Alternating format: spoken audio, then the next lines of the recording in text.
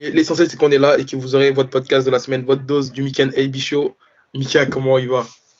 Bah écoute, ça va, en forme, hein. Écoute, un peu fatigué, franchement. On a eu un gros week-end. Ouais, effectivement, on a eu un gros week-end, donc on va revenir sur les événements passés et les événements à venir. Donc ce vendredi, on était à l'arrêt 16. Mika, on va faire un petit retour sur la carte. Est-ce que avant de faire la res, on fait les événements auxquels on n'a pas participé ce week-end comme ça? Auquel on n'a pas participé, je voulais qu'on démarre dans l'ordre chronologique en fait. Je me suis dit, parce que le vendredi, il y avait la RES, ensuite il y avait le Brave et Non, il y a eu le. le Brave en premier. Il y a eu Ah, il y a le le Brave. Brave en premier, ok, autant Ouais. pour moi. Moi, je propose qu'on fasse les deux Ok, événements auxquels on n'a pas participé. ok.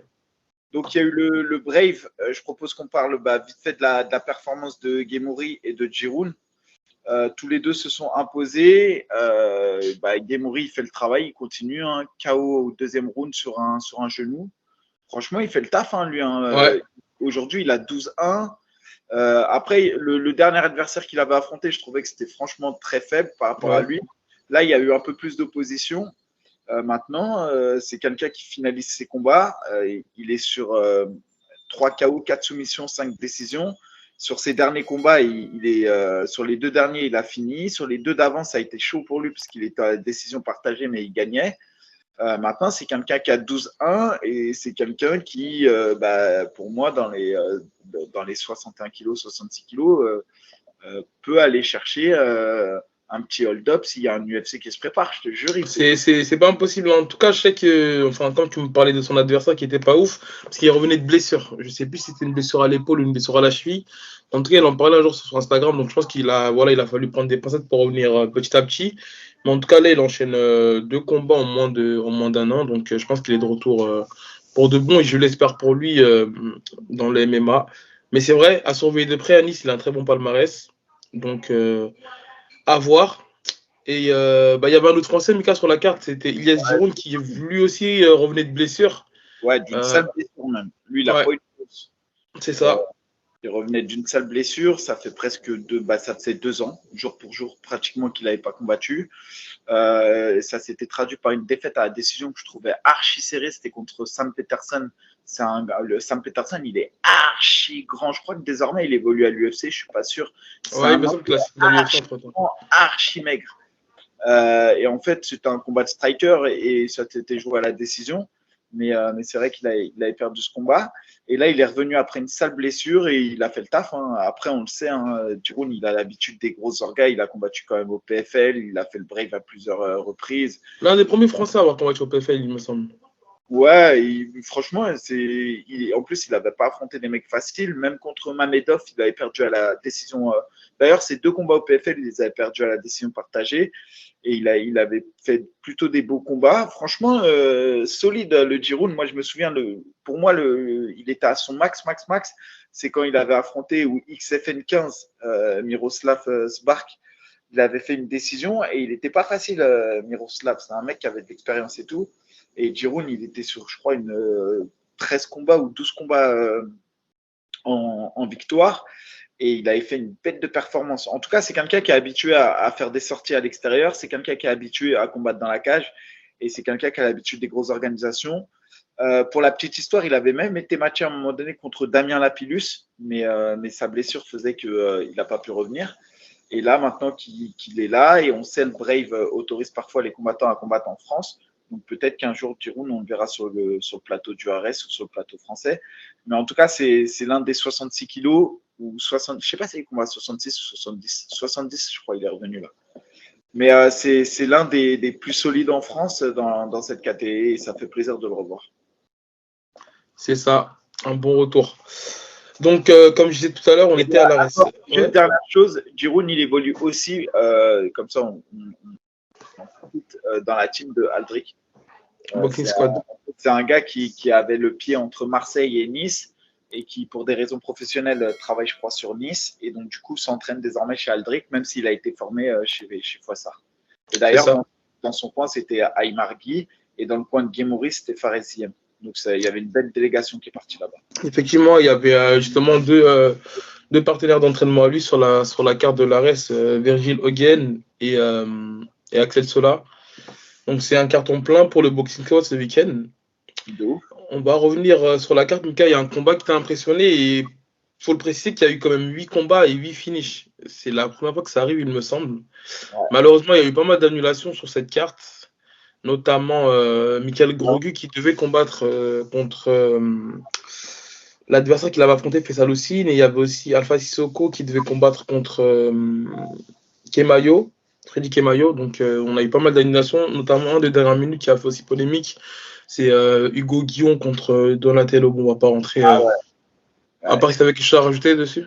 Non, bah après, moi, c'est ce que je disais. Alors après, je suis pas médium, hein, mais tu vois, on en avait parlé, nous, la Oui, semaine. On avait oui dit, c'est Donna, vrai. il est fort à l'entraînement, mais c'est vrai que il pull out souvent avant les combats, et je pense, après, je tire pas sur l'ambulance, mais je pense qu'il y a un problème de mental, tu vois, parce que des fois, les blessures, même si c'est des vraies blessures ou des vrais mal de ventre ou des vrais maux de ventre, mais c'est pas anodin que ça arrive tout le temps. Si ça arrive tout le temps à 24 heures du combat, c'est bien qu'à un moment donné, il y a un truc. Enfin, c'est ce que je pense. Maintenant après, je suis pas dans sa tête, mais en Ouais. tout cas, c'est quelque chose que j'ai remarqué, et force est de constater que c'est encore arrivé ce week-end, et c'est dommage parce que ça met tout le monde dans des situations archi inconfortables. C'est vrai, c'est vrai. Effectivement. Après, ouais. Écoute, bah moi j'ai rien à dire là-dessus, mais c'est vrai que c'est voilà, c'est un petit peu relou, mais bon. Donc Youssouf Binaté, je vais revenir sur sa victoire expéditive. J'en parlais dans la preview qu'on avait fait. Je trouve vraiment que c'est un prospect vraiment à surveiller de près, très très actif. Il a fait en moins d'un an, il a enchaîné 4 combats et son premier combat pro, il le fait en fin d'année 2022. Donc là, il est déjà à 4-0 sur 4 finishes. Donc j'aime vraiment beaucoup le style. À J'aime 4 beaucoup le style. premiers rounds, c'est ça qui est Ouais, ouf. ouais, Et, ouais. et tu vois, les ratios qu'il a, c'est limite du Ngannou à l'UFC. C'est que si tu fais son temps cumulé dans la cage, le gars, il a genre 4 minutes, 3 minutes, 7 minutes. Il a passé 8 minutes 30 dans la cage en 4 combats. C'est Ouais, incroyable. ouais, 8 c'est minutes fort. 30 dans la cage. Surtout que là, le gars qu'il a affronté, il avait une petite expérience quand même. Tu vois, c'était pas. Même Tito Martin. Après, effectivement, c'est des match-ups qu'on trouve un peu pour lui, pour le faire briller, etc. Mais c'est pas non plus des gars qu'on vient chercher de nulle part. C'est pas des gars qui n'ont pas d'expérience. Voilà quoi. Il a un Il y a truc. encore, tu sais, je crois que c'était son premier combat, non, son deuxième combat contre Yves Antibezanga, il était en négatif, mais je te promets qu'il frappait fort, le gars en Ouais, face. C'était pas un match-up facile, hein. ouais, je me souviens, mais Et même. carrément, ouais.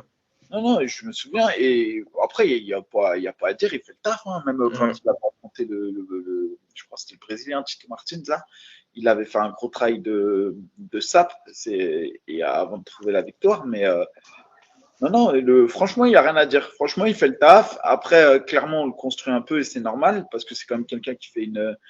Là, on va pas lui mettre un gros lutteur d'emblée, mais c'est quelqu'un qui m'impressionne. Tu vois, là, c'est un. Ok, il y a 4-0. Ok, on lui met en face des mecs qui, à chaque fois, on élève un peu le niveau. Mais gros, quand tu gagnes des mecs en 30 secondes, tu vois, Ouais. c'est.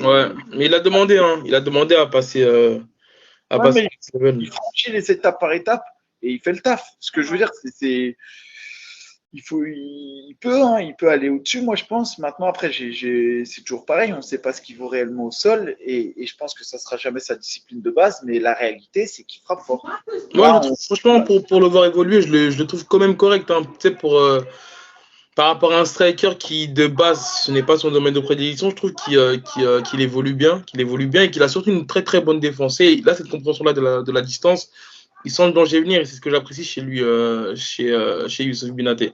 Donc, à surveiller de près en tout cas. ouais, il est Et, jeune, hein. Franchement, il est jeune, il il a est plein de jeune. faire. C'est un pur produit. Ouais, c'est ouf parce qu'il a commencé son premier combat en mai 2000, non, en mars. Non, attends que je te Attends, dise tu pas. parles de. Non, c'était en novembre, je crois, octobre-novembre. Novembre 2022, il a recombattu en décembre, il a combattu en février, et là, il combat au mois de juin. Potentiellement, c'est un mec qui va faire 5 combats en un an. Et 5 combats au RS. Je crois en plus, il a pris 2 fois le bonus. Je ne suis pas sûr qu'il avait déjà pris le bonus. Franchement, c'est propre. Là, c'est propre. Il n'y a rien à C'est dire. vrai. Ouais, il a eu le bonus ORS 16, il a eu le bonus ORS 12. Et non, après, il n'avait pas eu le bonus. C'est sur ta apologie que tu vois les bonus? Ouais, il a marqué, ouais. Ok, Performance of the night, performance of the night. ok. Ok. Dans le combat d'après, on avait Virgil Hogan contre Mantas. Bon, je vais pas écorcher le nom, bref, en tout cas, c'était un combat. C'était deux prospects et il y en avait qui disaient que ça aurait été potentiellement peut-être le Fight of the Night. Il me semble que j'avais vu ça un petit peu. Donc, domination de la. Ouais, je trouve pas que c'était le Fight of the Night. Non, non, non, enfin, avant le combat, comme on voyait que c'était deux gars solides en gros en face. Mais c'était avant le combat que ça s'était dit. Mais voilà, donc. Soumission de la part de Virgil Hogan qui monte bien lui aussi. Déjà 5-0. Et t'en as pensé quoi de la performance là? Bah, il fait le taf. Après, Virgil, en fait, techniquement, je trouve qu'il y a encore un. Par exemple, tu vois, si je compare Sola, lui, et lui, ouais, on va comparer les deux. Sola et lui, comme ils sont dans la même académie et qu'ils ont plus ou moins le même palmarès, même si Sola a une bien plus grosse expérience que lui. Je trouve que lui, il se repose beaucoup sur son physique. Alors ça, c'est sa qualité première. Hein. Il a un physique, franchement, j'aimerais pas l'avoir dans les mains. Ça se voit que Bah, c'est une. tu sais qu'il était en poids lourd. Il a commencé sa carrière en poids lourd. Hein. Ouais, non, mais ça se voit que c'est une bûche, gros. Tu le vois que c'est une bûche. Franchement, ce mec-là, il a un physique de ouf. Et tu sens qu'il est puissant et tu sens qu'il est gros et tout. Maintenant, je suis moins convaincu par son niveau technique, tu vois. Et tactiquement, je vois qu'il arrive à faire des game plans. Je le vois, par exemple, quand il avait affronté Jackie Jeanne. Tu vois, la stratégie, c'était amener au sol et soumettre. Il l'a fait à la perfection. Maintenant, quand j'avais vu contre Sukuna, qui était quelqu'un aussi très puissant, on avait vu que c'était déjà plus compliqué d'aller chercher une finalisation. C'était plus dur, tu vois. Et pourtant, Sukuna, c'est pas un tueur à gage. Il était physique aussi, hein, en tout cas. Voilà, c'est ça. Il était physique. Mm. Donc, c'est pour ça que je pense qu'aujourd'hui, il s'impose parce que c'est le côté physique qui fait la différence. Maintenant, j'aimerais bien voir un peu moins, parce que c'est une arme, ne faut pas négliger, mais j'aimerais peut-être voir un peu plus d'aisance sur l'aspect technique. Ouais, je pense que tu parles sur l'aspect box parce que sur l'aspect lutte, je trouve que ça va. C'était pas des hommes au sol tout en force. Il y avait des crochetages, donc il y avait des single legs, il y avait des changements de niveau. C'est vrai qu'il a des bons contrôles au sol, il a des bonnes positions. Après, il m'a l'air d'avoir il a l'air d'être moins à l'aise, en tout cas, sur le côté stand-up. Et parfois, j'ai eu des petites craintes. Hein.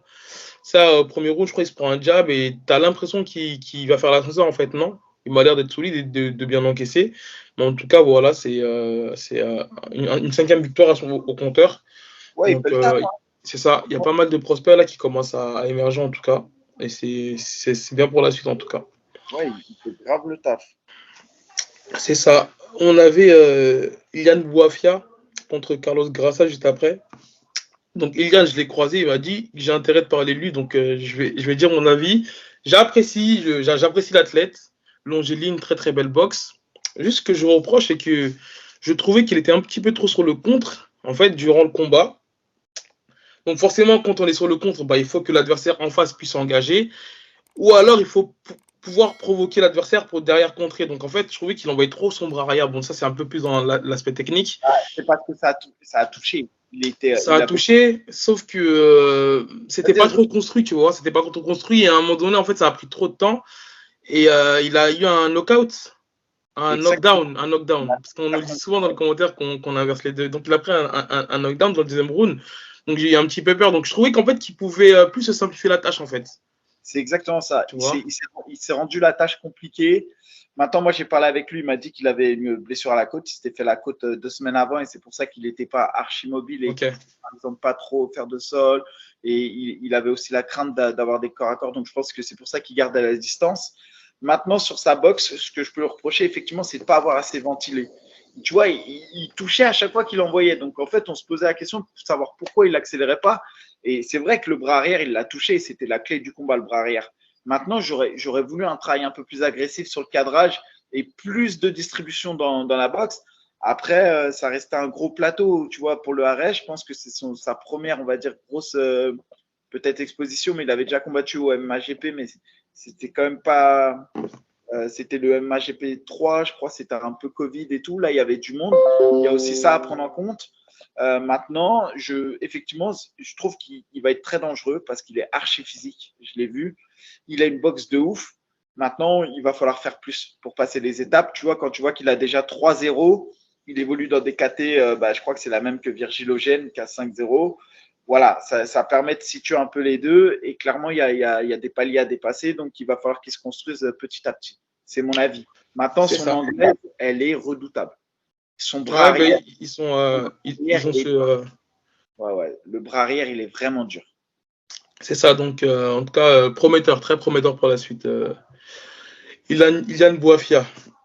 Ensuite, on avait ce combat-là, il était quand même attendu. Enfin, c'était plus la performance d'Axel Sola qui était attendue. Son premier combat en lightweight. Axel Sola, voilà, ça fait un petit moment qu'on parle de cet athlète-là. Il a un gros passif en amateur, notamment les IMAF et tout.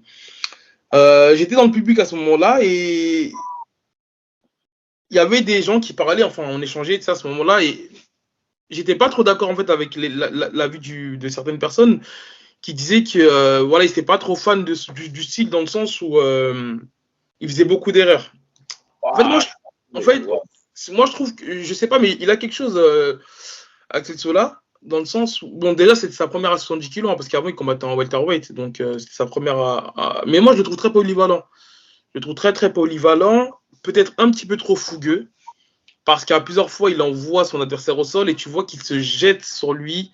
Donc voilà, lorsqu'il est atterri en grand pound, il n'est pas dans la bonne position pour pouvoir bien frapper et tout. Donc je trouve que s'il se canalise un petit peu plus, après voilà, il est encore jeune quand même, il me semble qu'il a 21 ans, 22 ans.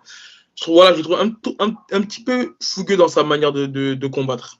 Un petit peu trop, il prend un petit peu trop des risques, mais sinon je le trouve très très polyvalent.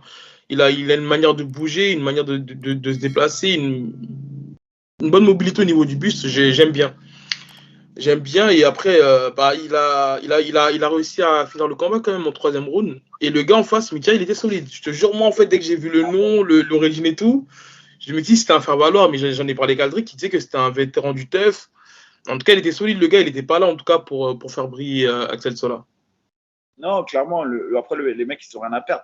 Après, juste, on reviendra là-dessus quand même sur les gars qu'il y a eu en face de manière générale. Maintenant, moi, Sola, ça fait longtemps que je suis dans le train. Alors, je ne sais pas si je suis plus objectif, mais je reprends l'expression d'Aldric quand il dit on monte dans le train. Et moi, je suis clairement dans le train de Sola depuis longtemps. Je l'ai découvert quand il combattait au Brave. Il a combattu encore une fois. Je la rappelle souvent cette histoire, mais c'est pour dire un peu le bonhomme. Il avait 1-0 en MMA. Il a affronté un gars qui avait 6-1 et qui était franchement solide, un Polonais. Et c'est à partir de ce moment où j'ai commencé à le regarder et je trouve qu'il progresse à chaque fois. À 70 kilos, je pense que ça va être un poison. Franchement, je pense même aujourd'hui, on a un Damien Lapidus archi expérimenté et je pense que par exemple, il pourrait tenir un combat avec Damien. Ça serait Damien, forcément, avec l'expérience, va avoir beaucoup plus d'aisance. On le sait, son déplacement, son jab et tout. Maintenant, tu vois, si tu mets Sola, Damien, on a un combat beaucoup plus équilibré que Baki face au mec qu'on a mis, tu vois. Maintenant, même si je vois Damien gagner parce que l'expérience, etc., il y a quand même, je vous dis, Sola, il peut tenir, il peut mettre en difficulté Damien sur certaines phases. C'est quelqu'un de puissant, c'est quelqu'un qui est solide, c'est quelqu'un qui peut mettre en difficulté beaucoup de monde. Il lui manque un peu d'expérience, et tu l'as dit, parfois, voilà, il y a des situations dans lesquelles il se retrouve parce qu'il n'a pas forcément bien analysé le risque, la gestion et tout. Maintenant, moi, je l'ai trouvé archi propre techniquement. À chaque fois, je regarde des petits détails. Quand il met le grand handpan, il met bien les crochets, il met bien son centre de gravité, il positionne bien bas ses fesses, il expose peu son corps aux soumissions, il laisse pas traîner ses membres. Je l'ai trouvé propre et précis dans sa manière de faire. Maintenant, effectivement, il y a parfois des étapes qu'il ne maîtrise pas trop. Et moi, ce qui m'a plus surpris, c'est que j'avais le sentiment qu'il aurait pu finir un peu plus tôt le combat, notamment Ouais, je suis d'accord. Ouais. Et c'est plus ça qui m'embête, c'est que je suis même pas sûr que ce soit. Alors voilà, ça je peux pas savoir. Si c'est de la gestion de combat, bon ok, pourquoi pas. Maintenant, j'ai plus le sentiment que le cardio, je le sentais peut-être avec un meilleur cardio à 77. Peut-être que je me trompe, peut-être que son ressenti est exactement le même à 77, 70. Mais je serais pas étonné qu'ils disent que le combat à 70, voilà, il a eu le temps de s'habituer dans cette KT et que peut-être que il y aura des ajustements à faire parce que je ne l'ai pas senti aussi physique et autant de cardio dans l'effort qu'il a pu faire à 77. Donc ça, Ouais. ce serait bien qu'on en redébrief avec Aldric, il pourra nous dire, mais voilà le ressenti que j'ai eu. Mais sinon, je trouve que le gars est archi solide. Et quand j'ai vu son interview sur l'Assure, je te jure, avec tout le respect que j'ai pour lui, mais franchement, ça se voit qu'il est focus, il est en mission, il est dans une sorte d'autisme. Quand tu le vois, Ouais, non, mais c'est vrai que tu disais tout à l'heure qu'il a quelque chose. Je te jure, il a. non, mais il a un truc, tu vois, il est en mission. Et tu vois, quand dans l'interview, il n'y a pas d'émotion, ça me fait penser un peu des fois à Mansour, tu vois, genre Mansour Barnaoui, qui a pas d'émotion, qui laisse pas trop transparaître d'émotion. Et les gars, ils sont en mission. Et je pense que lui, il est vraiment en mission. Mais voilà, après, à confirmer, hein, bien évidemment, c'est le début et on verra. C'est ça, Mika. Juste après, on avait Al-Unai qui affrontait Pedro Colman.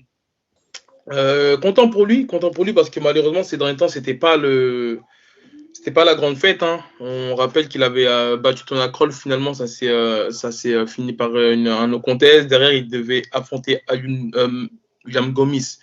William Gomis il signe à l'UFC, derrière il affronte Philippe Colares, d'ailleurs père à son âme, qui est décédé entre temps, et il perd par Rear Naked Choke, étranglement arrière. Et à lui, on l'avait vu évoluer au MMA-GP et faire des très très belles prestations.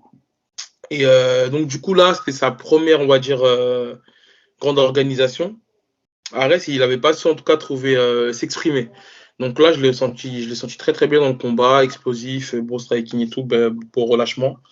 Et il a su détruire, en tout cas, la jambe de son adversaire qui a dû stopper le combat. Il avait déjà, Voilà. il avait déjà gagné un combat comme ça contre Walter Cogliandro à l'époque où il s'entraînait avec Voirin. Il avait pris une ceinture, je crois, en Italie. Et c'était de la même manière, destruction de jambes. Et en fait, à Lyon, il frappe fort. Et voilà, moi, je suis content parce qu'il renoue avec la victoire, parce qu'il montre de quoi il est capable. Et pour moi, c'est l'un des 66 kilos les plus dangereux de France. Je l'ai toujours mis dans le top 5. Et pour moi, il prouve qu'il est toujours là. Et voilà, et j'ai hâte de voir la suite pour lui. Et ça me fait plaisir. C'est l'un des combats que j'ai préféré. En termes d'intensité de combat, je trouve qu'il a mis vraiment une intensité de combat.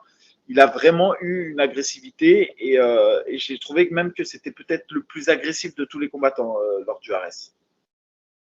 C'est ça, Mika.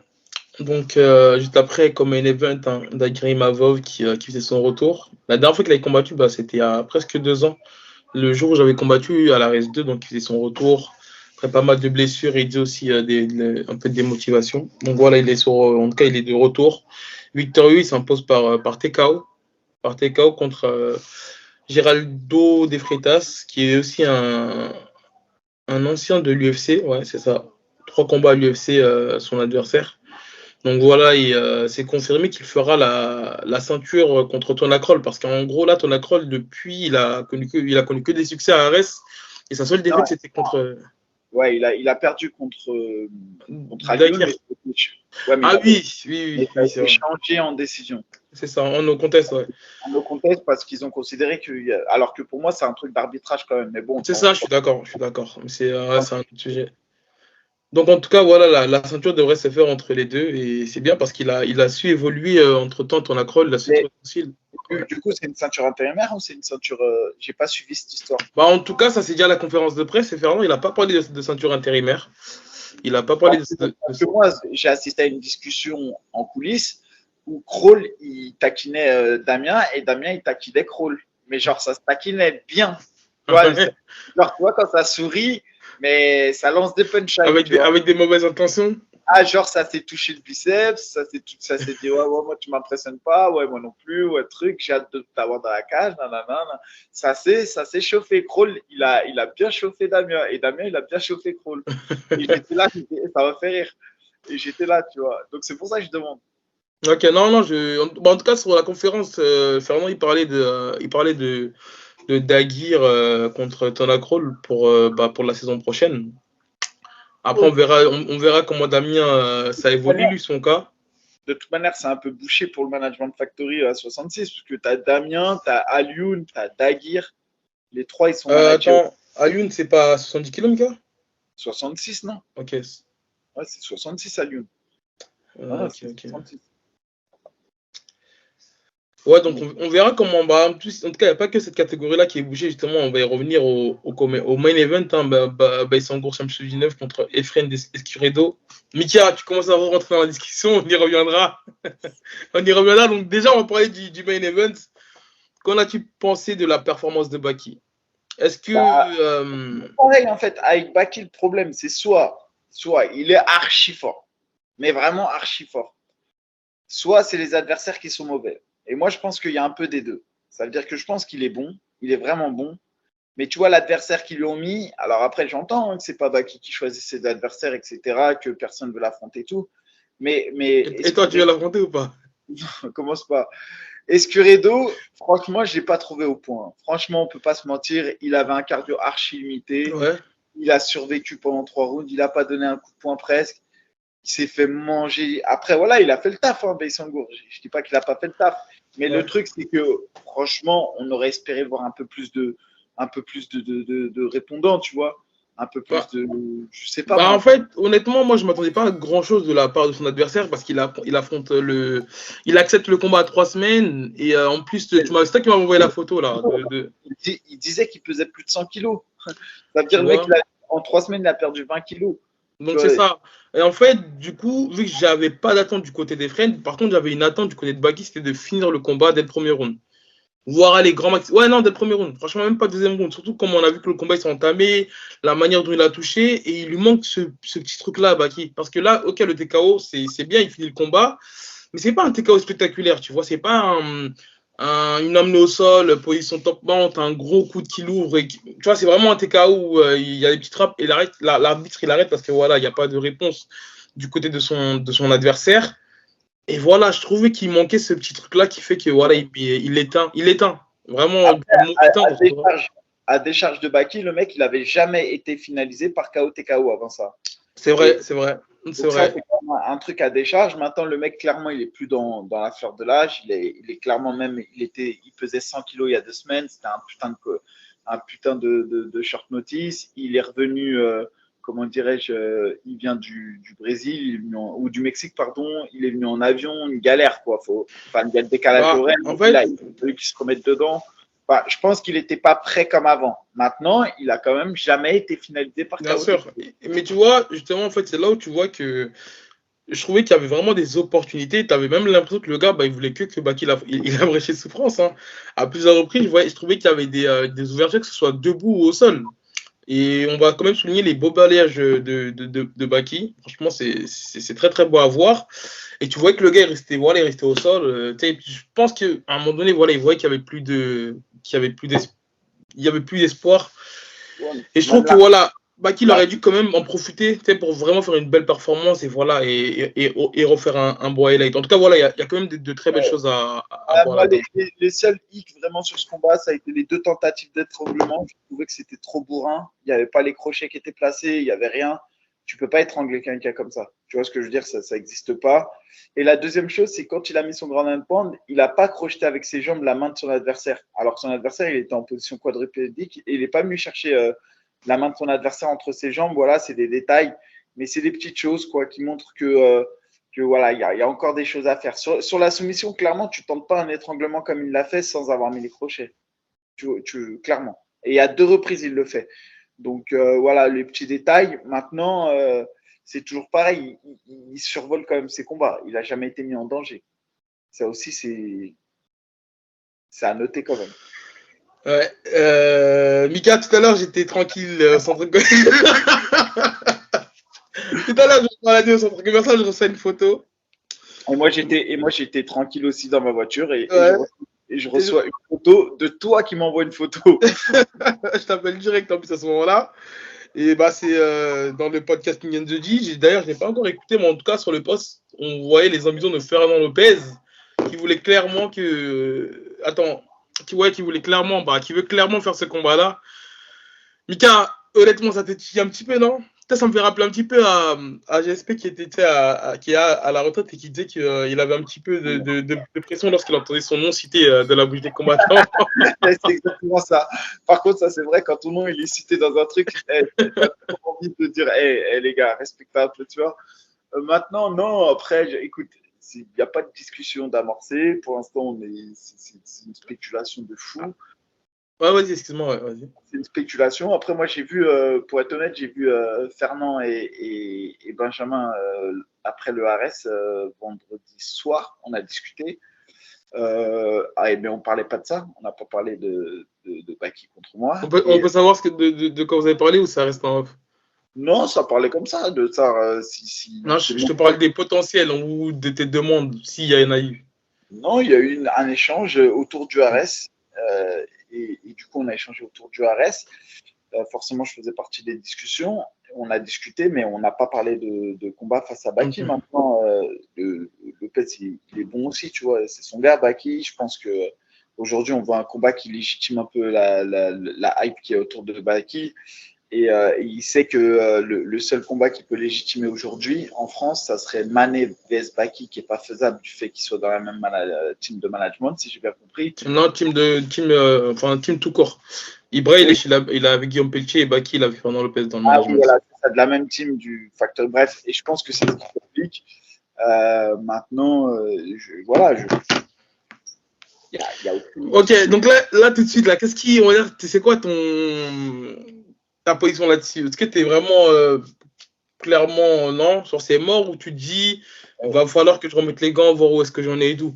Parce que non, enfin j'abuse un petit peu parce que voilà, t'es pas non plus un retraité qui est là, qui est inactif, tu t'entraînes toujours, tu performes toujours.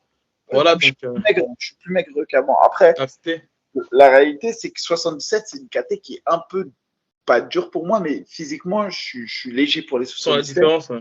Et même là, actuellement, je suis encore plus léger que quand je m'entraînais pour le combat contre Pépi. Moi, ma KT, c'est de performance, je parle. De performance, c'est 70. Maintenant, c'est impossible que je redescende à 70. Mais genre, la KT pour moi idéale, ça serait 73, d'aller chercher des catchweight à 73, 74. Maintenant, je ne suis pas d'une, parce que je vais recombattre. C'est la première point d'interrogation. Deux, si je recombats, ce serait contre qui, tu vois? C'est le deuxième point d'interrogation. Maintenant, je vois qu'il y a des noms qui sont soumis. En plus, c'est bien parce que désormais, il n'y a plus cette règle de combat. Je ne sais plus trop comment ça se passe, mais il y a des dérogations apparemment. Au-delà de 5-6 combats, bah, tu peux affronter tout le reste. C'est bien ce qu'ils ont fait désormais Ouais. dans la Fédé. Je trouve que c'est pas mal là-dessus. Mais voilà, donc non, pour l'instant, écoute, j'ai vu, j'ai reçu beaucoup de messages, en tout cas. Et voilà, pour l'instant, il n'y a rien du tout. Vraiment, c'est au prémisse. Ok, donc tu vas réfléchir, non? Non, je ne veux même pas réfléchir, je veux discuter, mais pour l'instant, c'est pas du tout d'actualité. Je préfère vraiment que les gens ils sortent ça de la tête pour pas qu'ils soient forcément déçus.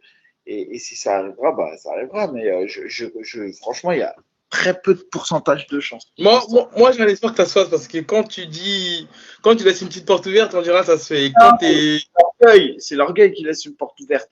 Je me connais, c'est l'orgueil. Maintenant, c'est la réalité du truc, c'est pas l'orgueil qui doit parler, c'est l'envie.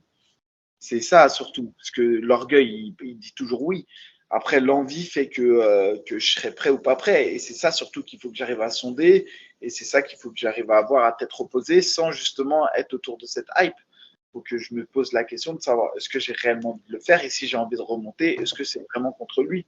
Tu vois ce que je veux dire? Okay. Donc voilà, pour l'instant, j'en suis là.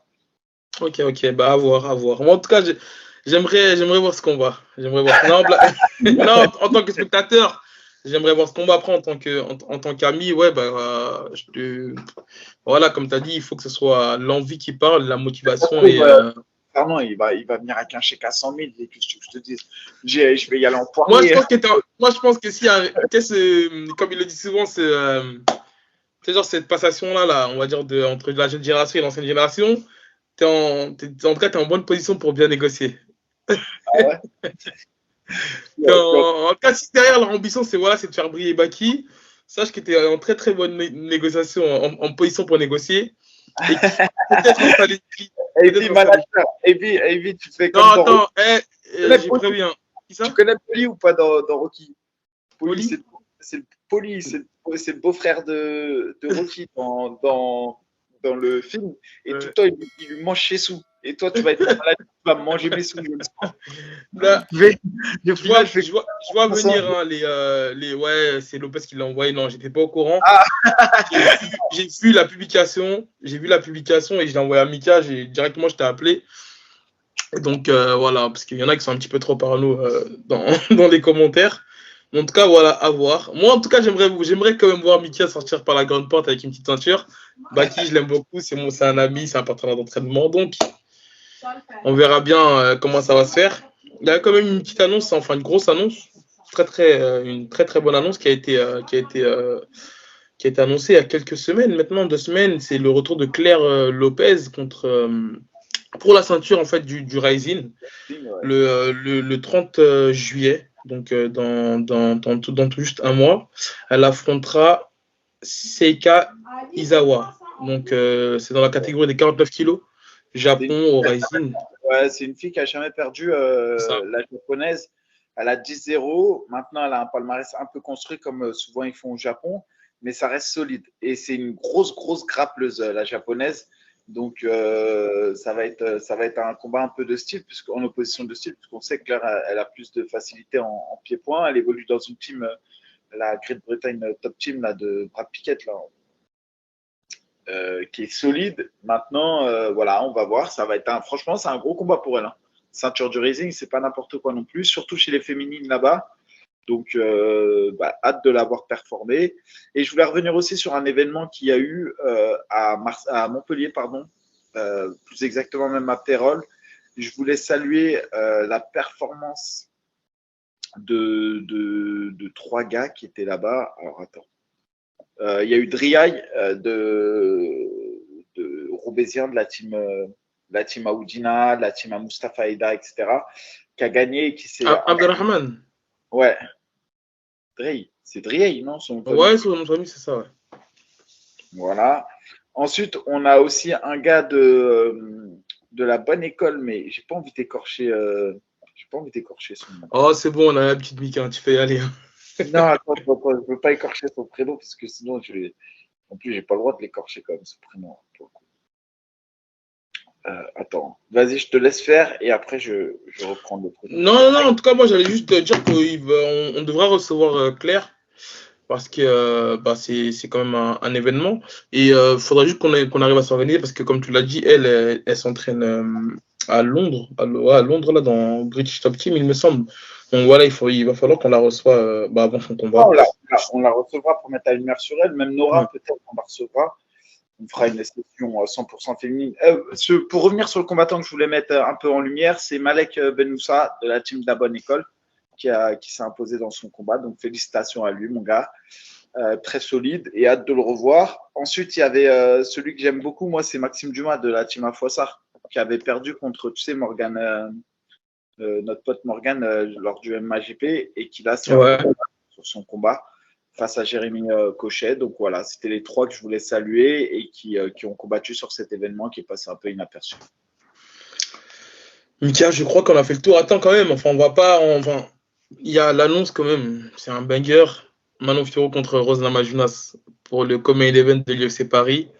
On en parlera cette semaine avec Aldric Cassetta, donc on reviendra, il nous expliquera les coulisses. Mais souviens-toi quand même qu'il avait dit à demi-mot. Il avait dit à demi-mot, c'est vrai. Et moi, je l'en veux un petit peu parce que j'aurais voulu quand même qu'on l'annonce en. Tu sais, parce que les médias, c'est quoi? Ils balancent une info et tout le monde la relaye, source. Donc, j'aurais voulu quand même qu'on la balance en premier. Mais c'est vrai qu'il l'avait dit. Pour ceux qui ont lu entre les lignes, il l'avait dit. Juste, moi, je voulais faire un petit mea culpa. C'est que effectivement, il y a eu quand même un gros event ce week-end l'UFC, avec notamment en main event Topuria contre Emmett. Topuria qui confirme sur un 5x5 avec Emmett que c'est le futur de la KT.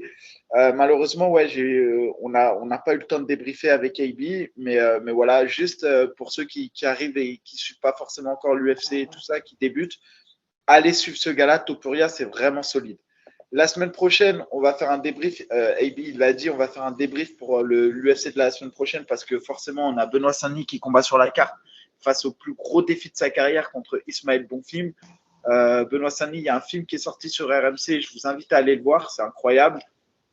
Sur cette même carte, on aura Damir Ismagulov, que je trouve archi fort à 70 kg, qui combattra contre Grant Dunson. On aura Strickland, celui qui avait combattu contre Nassour, qui combattra à 84 kg. On a le retour de Kevin Lee à l'UFC. Donc, ça sera franchement une belle carte et on va essayer de débriefer ça avec Aldric. Et il y a un événement aussi, je voulais vous le dire, à Rennes qui se déroulera le 30 juin. Donc, je vous invite aussi à prendre vos tickets si vous voulez y aller. On aura en main event Oumar Sy contre Ivo Kuc. Ça ne sera pas le plus gros défi de sa carrière, mais voilà, c'est un combat qui permettra de faire parler de lui avant l'UFC. Quentin Domingos face à Fatih Aklas. Et on aura bien évidemment notre pote Oussama Raïm, qui représente fièrement le Maroc, qui affrontera Brandon Choblet. Roskov, c'est vrai que Roskov, je l'avais interviewé à l'époque quand il avait affronté Bigfoot. Mais c'est vrai franchement, il progresse bien, petit à petit, il fait son chemin en MMA. Donc on verra ce que ça donnera ce week-end. Et je crois qu'on a fait le tour. Hein. Je crois qu'on a fait le tour. Juste voilà, pour les grosses échéances pour les Français, on le redit, il y a Benoît Saint-Denis qui combat ce week-end à l'UFC. Derrière, on l'a dit, il y aura Claire Lopez qui combat, mais c'est le 30 juillet, donc on a un peu le temps de voir. Mais par contre, avant ça, je crois que c'est le 22 juillet ou le 23 juillet, on a Fares Ziam aussi qui combattra à l'UFC. C'est un UFC Fight Night. Il combattra le 22 juillet contre Jay Herbert, un ancien du Cage Warrior. Je crois même qu'il avait la ceinture du Cage Warrior à l'époque, Jay Herbert. Ok, est-ce que tu confirmes que tu seras là dimanche à l'heure, voilà, pour qu'on puisse sortir le podcast le lundi 18h? Juste une question. Sûr et certain. Sûr. Ok, sûr. Parce que là, c'est pas ma faute. Parce qu'avant, quand c'était. Bon, dans les peu de fois où j'ai loupé le rendez-vous, tu m'accusais. Donc là, c'est ta faute en ce moment, Mika. Non, c'est vrai. Bah, écoutez, j'ai beaucoup de travail. Je suis désolé. Maintenant, là, sur dimanche, on est là et on fait. Sur. En tout cas, merci à la team de nous suivre. Merci pour ceux qui nous donnent de la force. Je crois qu'on a oublié. On n'a rien oublié pour une fois. Non, attends. Parce que moi aussi. Non, c'est pas un croustille. Parce que j'ai mis en fait un abonnement sur Spotify parce que je recevais pas mal de messages des gens qui me demandaient de mettre le podcast sur Spotify. Il y avait pas mal de lectures et j'ai mis un abonnement, 0 lecture. Donc c'est pour soutenir la chaîne, c'est pour être plus productif, c'est pour acheter du matos. Donc si vous voulez soutenir la chaîne. Mais l'abonnement à 1 euro, wesh. Ok. 1 euro, on tente. Après, ce que je veux dire, c'est pas, on va pas devenir millionnaire avec ça, mais c'est. Bien sûr. Ça fait 12 euros par an. Je pense que le travail qu'on fournit, ça vaut 12 euros par an. Après, ceux qui ne veulent pas mettre sur Spotify, bah, vous l'écoutez sur YouTube avec les pubs. En fait, justement, on disait que c'était un petit peu trop énergivore YouTube au niveau de la batterie du téléphone. Et c'est vrai que Spotify, c'est beaucoup plus pratique. C'est beaucoup plus pratique pour les podcasts, il n'y a rien à dire. Maintenant, je vous jure, c'est du travail. L'air de rien, c'est du travail ce qu'on fait, même si c'est bon délire le podcast qu'on fait et tout. Derrière, toi, tu as tout. Télécharger la vidéo, la mettre, etc. Je vous jure, c'est du travail. Les applications, c'est tout ça. Donc voilà, ceux qui veulent soutenir, allez vous abonner. Mais bon, je pense que j'ai un petit peu baissé le prix parce que les gens ne voulaient pas ralasser les 2,80 €.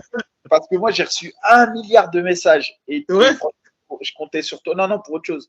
Je comptais sur toi pour répondre à ça. C'est parce que j'ai lancé un truc qui disait, c'est plus que lancé, parce que je pense que c'est avéré, mais je mets des pincettes. Taylor Factory plus Factory. Ah oui. Parce que j'ai reçu 1 milliard de messages là-dessus et moi, je suis pas. Ouais. Pourquoi ? Du coup, tu mets un joker. Pourquoi le joker ? Je te demande si tu as investigué, toi, tu es dans les. Ah, mais non, mais enfin, c'est pas un secret, ou peut-être c'est plus un secret. Taylor, là, en tout cas, actuellement, il s'entraîne à l'US Metro, là, avec Johnny Frachet. Moi, je ne le vois pas au Factory. Maintenant, est-ce qu'il est encore management Factory ? Ça, je ne sais pas. J'ai envoyé un message d'ailleurs. Bon, écoute, si on peut le recevoir dans l'émission, c'est avec un grand plaisir, parce qu'il a des choses à dire. Nous, on reçoit tout le monde. Il y a pas de. Et non, c'est tout. Attends, Mika, quand même, un dernier petit sujet. C'est d'ailleurs le podcast Gong, j'aime beaucoup, très qualitatif. Et il y a eu, j'en suis sûr que tu as vu l'extrait, c'était Arnaud Templier en fait qui donnait son avis sur la sueur. Il n'a pas été de main morte. Ton avis sur la sueur, Mika? Bah, sur la sueur, moi, je n'ai pas d'avis. Après, nous, on est le numéro 1, ça, c'est sûr. Non, mais c'est vrai, en termes de qualité d'analyse et de neutralité, je pense que toi et moi, on est à 100% neutre, la plupart du temps. Sauf quand ça touche à. Je pense que tu vas envoyer des commentaires. Ce que je veux dire, c'est que pour moi, on est le numéro 1. Maintenant, le travail qu'ils fournissent en termes de quantité, je parle, c'est incroyable. En termes de quantité, personne ne peut les dépasser. Ils sont présents. Attention, il y a Chris Guénage qui était avec eux, mais là qui a qui n'est plus avec qui en termes de quantité. Tu sais, D'ailleurs, Chris, il nous a volé notre chroniqueur préféré, Alric. Quand je te dis qu'on est copié, Laser MMA, ils ont copié. Maintenant, c'est Chris. Non, mais je te jure que c'est vrai, hein, parce que tu sais, même le fait d'inviter, de faire des podcasts à trop ou d'inviter des gens, il n'y avait pas ça avant. J'ai presque envie de dire que même le King et le G, ils sont inspirés de nous. Hein. Comme on dit, toujours copier, mais jamais égalé. Mais non, moi je trouve que bon. Non, mais attends. Ouais. Lui, il a le droit de dire ce qu'il pense quand même. Bien sûr, bah, c'est les libertés d'expression. Lui, je sais pas moi, puisque eux, faut le voir dans la vision qu'ils regardent. Eux, ils regardent t'as un ensemble, la sueur, ils regardent tous les trucs, et la seule fois, le seul combattant dont ils parlent dans leur team, déjà, c'est Saladin Parnasse, il n'y en a presque pas d'autres, c'est ce qu'ils reprochent en fait. Et la deuxième chose, ce qu'ils reprochent, c'est que quand il y a eu la défaite contre Saladin Parnasse, il dit qu'ils en ont fait des tonnes sur son KO. Bah, maintenant, c'est un ressenti qu'ils ont, et c'est un ressenti, moi j'en ai discuté avec Saladin, c'est un ressenti qui est partagé par l'athlète, les coachs, et le patron de salle. Donc après, tu vois, c'est qu'il y a vraiment quelque chose qui se passe entre eux. Donc ça s'entend ce qu'il dit. Maintenant, après, il est libre des conclusions qu'il fait, mais moi, je trouve que c'est entendable ce qu'il dit. Après, il a ses mots, Arnaud, on le connaît, c'est pas un poète. pas... Ok, bah écoute, on va conclure là-dessus, Mika. Et merci à tous de votre fidélité. Désolé du retard. Et on se dit à la prochaine.